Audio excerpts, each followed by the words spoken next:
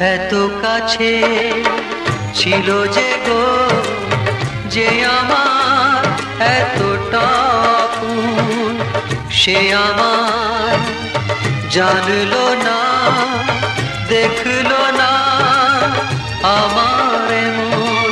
চলে গেল শুধু রেখে গেল স্বপ্ন যে রাশি রাশি এখনো, তার ব্যথা ভাবি মোর ব্যথা, তার সুখে আমি হাসি এখনো।